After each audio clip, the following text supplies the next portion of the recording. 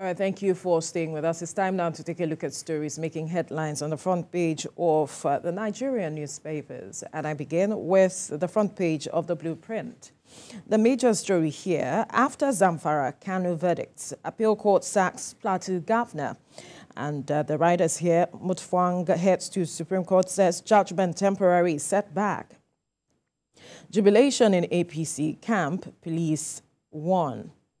And those were the pictures we showed you earlier. To other stories here, petrol price to fall as NNPCL imports massively, Ipman assures. I never appointed Oshun acting CJ, Adeleke writes CJN NJC. And SEMA confirms 10 dead in Niger boat mishap, 24 rescued. Magu breaks silence, says corruption, Nigeria's greatest challenge, backs doctoral fellow in leadership. At the top corner, we have presidency concentrate on infrastructure development. Wait for 2031, Iowa Group is saying. Now, FG set to release 4,068 inmates nationwide. No student will be deprived of education on account of poverty. The president is saying this. And we move now to the salient times reactions as appeal court sacks 3 governors in opposition parties within 4 days. NDLEA rearrests convicted drug kingpin 7 years after escape. Abiaman Fixon kidnapped demands 3 million naira ransom from his family.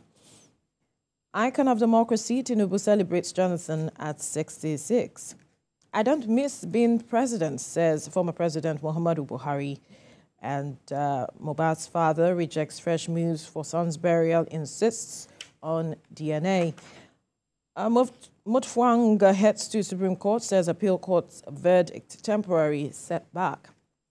Now, resident doctors give Enugu government 14 days to employ more personnel as a suspect in police net over murder of poly female student. 4 injured as car crashes into building in Lagos.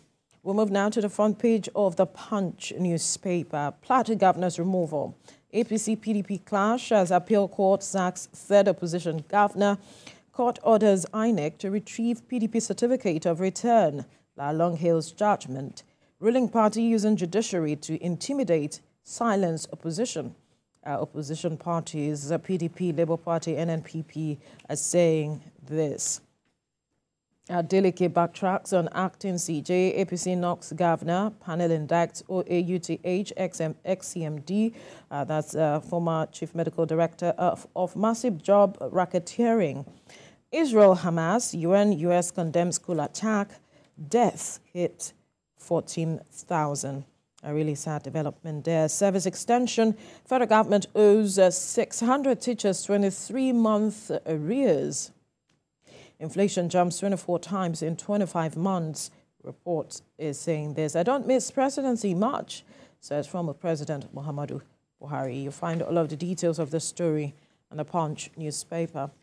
To the First News newspaper now, still towing the line of the matter of governors being sacked.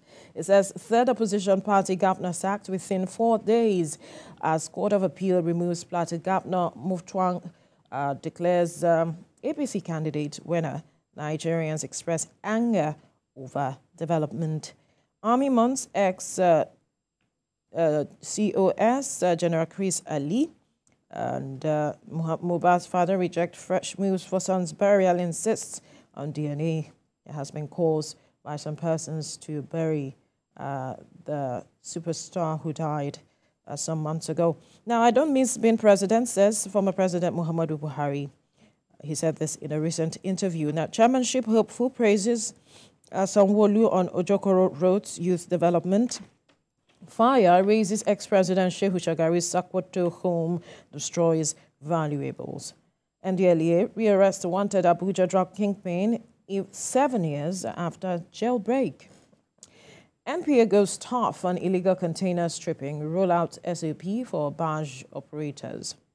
Now, former Lawan Gbadabian Miller's aides lament 15 months unpaid salaries. AMCON to release 350 top debtors list at Bankers Summit. Catholic bishop joins 30 couples at mass wedding in Niger. And to the front page of this Nigeria newspaper now, moving away from the story of the appeals court sacking of 3 opposition governors to talking about banks, industry chiefs panic as report on Emefiele ready for submission to president, make frantic moves for soft landing.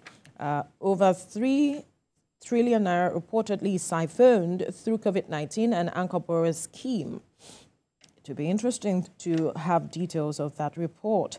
Serap budget, 34 Nigerians sue Tinubu for appointing APC loyalists as top INEC officials. Austrian NBA rejects Adeleke's acting CJ. Kanu knocks kudos as embattled governor heads to Supreme Court. Protest rocks plateau over appeal court sack of Governor Mutfwang. Now, FCT extends deadline for payment of ground rent to December the 14th. And on the front page of the Liberty newspaper, the major story here, insecurity, over 10,000 killed, abducted in 10 months. A report is saying this, and a picture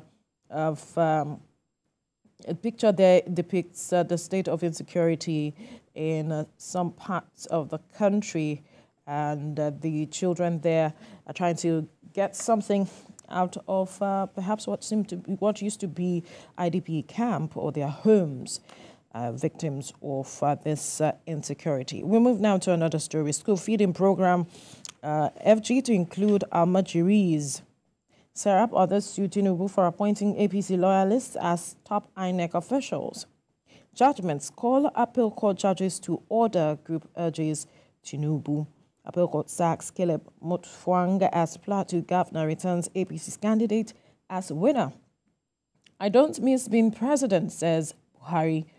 That story again reflecting here. Federal government will not name shamed terrorism financiers, Attorney General of the Federation is saying. All right. Maritime inland waterways security, federal government mulls creation of coastal guards. These are the stories you find on the front page of the Voice of Liberty newspaper. Kemi. Next is the Leadership newspaper, and the lead story there is what it calls 25 years after federal government may restore controversial Malabo oil well, with Dutch Shell, Italian Eni favored to get mining license after years of dispute, as well as this rider that former Attorney General of the Federation, Mohammed Bello Adoke, is seeking political exoneration while the Petroleum Minister keeps mum. Other stories on the front page of the Leadership paper is the Supreme Court issue about the filling of vacant slots there. Judicial Council says it's a waiting list of nominees. On the Israel-Hamas war, well, there is outcry growing as, the war rages over there at the Gaza Strip. Now, 547,774 persons are said to have applied for police constable slots. Nigeria, 26 others adopt HPV vaccine against cervical cancer. And there is opposition by the NNPC Managing Director and Group Chief Executive Officer Malam Melekiari saying cost of renewable energy may hamper Nigeria's target. That's a position he was stating at a conference here in Lagos. APC wants to make Nigeria a one-party state. That's a position from the New Nigeria People's Party. Next is National Economy newspaper. And the big story there is about the $704 million trap funds. As the paper says, more foreign airlines may boycott Nigeria, with experts also positing that more than promises, Nigeria needs guidelines on fund repatriation. Other stories there, deposit insurance, strengthening financial stability, why 2.5 million GSM subscribers engage in porting activities, and AI to reduce banks' digital onboarding time by 30%. To the Nigerian News Direct now. AFEX raises alarm on severe food crisis in Nigeria. as food shortage hits 5.7 million metric tons, forecast 32% rise in cost of rice by the year 2024. Appeal Court sacks Mufwang of as Plateau State Governor, and Serap budget 34 other Nigerians drag federal government to court over appointment of loyalists as INEC officials. These are all on the Nigerian News Direct. We check out Nature News now, which of course is pro-environment. The big story there, why Nigeria suffers food scarcity, low agric export. That's from former governor of Akwa Ibom State, Obongata. World Toilets Day, UN illuminates the global sanitation challenge. And Nigeria commits to green hydrogen transition. Paper says with the largest gas reserve in Africa and ranking globally, Nigeria is well positioned to play a significant role in the global push for clean energy transition. And federal government commissions 40 modern toilets in Abuja rural city. And we see Daily Independent now. Federal government looks to unlock $1 trillion debt capital to end borrowing. Analysts say Nigeria can earn enough from its assets. Lament spending of 98% of revenue on debt servicing. Fuel scarcity looms in Eastern Zone as Ipman moves to withdraw service. Emirates Airline to resume operations to Nigeria soon, the Minister of Aviation, Festus Keyamo, is saying. 7 years after escape from prison, NDLEA arrests Abuja drug kingpin, recovers 63,767.3 kilograms of Indian hemp in 8 states. And finally, on Daily Independent, federal government suspends director of the Obafemi Awolowo University Teaching Hospital over job racketeering saga, as well as the report that the CMD absconds. The Guardian, as we see next, is reporting on what it calls alleged fiscal recklessness amid huge legacy debts in some states, including Lagos and Ogun states. And there is, a pictorial depiction of what it calls for the state's contentious budget lines, ranging from bulletproof, resident registration agency, fragrance for governor's office, ad hoc chartered plane, legal fees for election, as well as other alleged contentious spendings by some of these states. Also, Rivers, Bayelsa Oil Communities laments neglect and failure to implement the Petroleum Industry Act.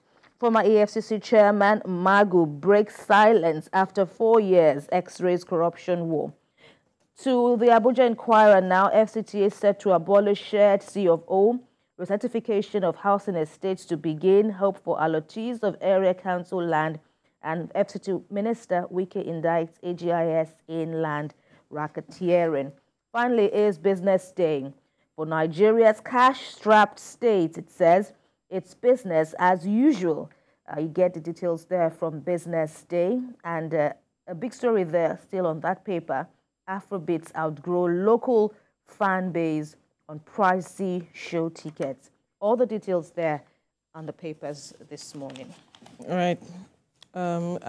What's dominating the papers this morning is the matter of the sacking of 3 opposition governors by the appeals court. And there are groups saying that the appeals court should be called to order. But one story that interests me is the story of former President Muhammadu Buhari saying he doesn't miss being president, so to speak. Yes, he granted an interview with the Television Authority, and full details of that interview hasn't been brought out. But recall that before he even left, he had been speaking about how he has done his best for Nigerians, and Nigerians are not seemingly appreciative of his effort.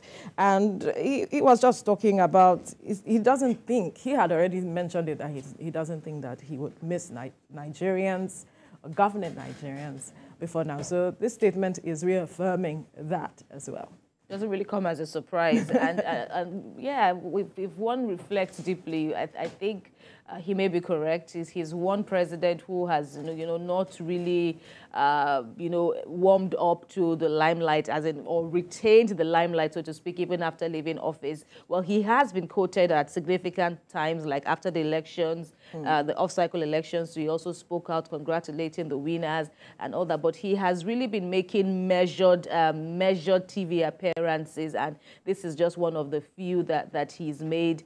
And like you said, it just affirms his position that at a point in the twilight of his administration, he just kept talking about, how he was eager to go on to living his, quiet, serene life, at his farm in Katsina State, and and we really see him. But even at that, a former president will, of course, still be, powerful, of course, persons like Olusegun Obasanjo, you can't wish him away. Absolutely. He's still very much vocal, as we see him. Even former President Goodluck Jonathan, he was at Liberia. He was in Liberia recently with regards to the election.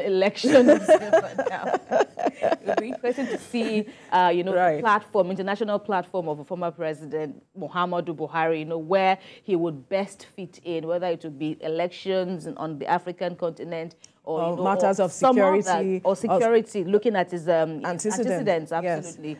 Or matters that address this corruption, because that was also his stance and what he was known for at the time. Absolutely. But it would be good to see him on the international stage, just using his knowledge, his influence, and perhaps years of experience to come to bear. Military leader, and then transiting to becoming a civilian president. Yes. And he was someone who warmed up to the international scenes a lot, as president. At the time. So it seems he just wants to, you see, the limelight, I've had it for 8 years. Guys, leave me alone as it is. Right. But it's typical of some Northerners who are core Northerners. They don't necessarily like the limelight until maybe they are there. But it would be good to see him on the international stage, as we have seen some others before him. It would be good to have him speak. But then I'm looking forward to this interview, because I hear the full details of the interview will be coming out later today, so to speak. So I will like to watch. And for a blunt individual as the former president, it really will be. I'm sure he would like to react to certain statement that came from the NSA that said inheriting major security troubles, major security wars, and economic woes as well. So I'm sure that question will feature prominently. I'd like to hear what his response would be. I'm looking forward, basically. Well, that's